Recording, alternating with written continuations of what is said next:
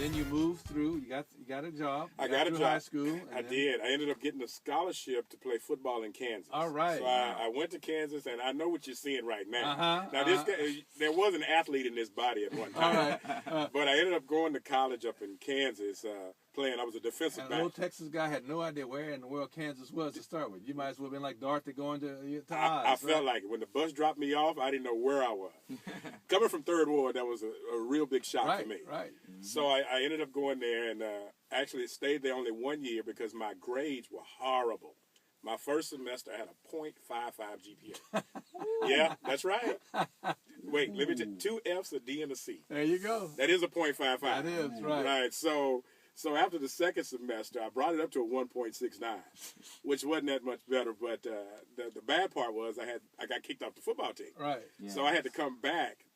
Right. So I ended up enrolling at a school called Lamar, which is in Beaumont, Texas. Yes, oh, yeah. Golden Triangle. The Golden Triangle, that's right. Come on. And then kind of went there and became a criminal justice major.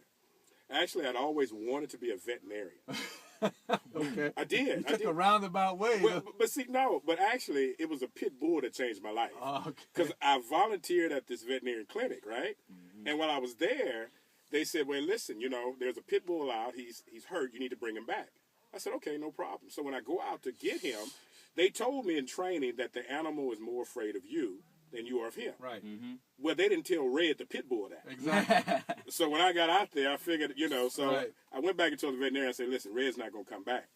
So he goes and pulls Red back like he's a puppy and tells me at the end of the day, well, listen, Anthony, in order to be a veterinarian, you can't be afraid of your patients. Right.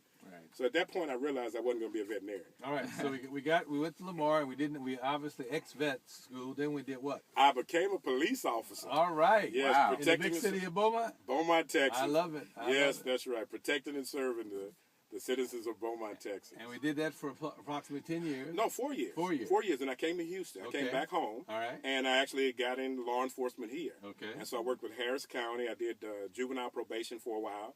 And once I left the juvenile probation, while I was there, I'd always had this passion of going to medical school. Right. Mm-hmm. But my kids, were getting older. Right. And I was getting older. Yep. And I went and told my mother, I said, look, I'd like to go to medical school, but I'll be almost 40 when I'm done. Right. Mm-hmm. She says, well, you're going to be 40 whether you go to medical school or not. So I thought about it. I said, she got a point. So we went to medical school. So I went to medical school. And where? UT Houston. Okay. I graduated from UT Houston. All right.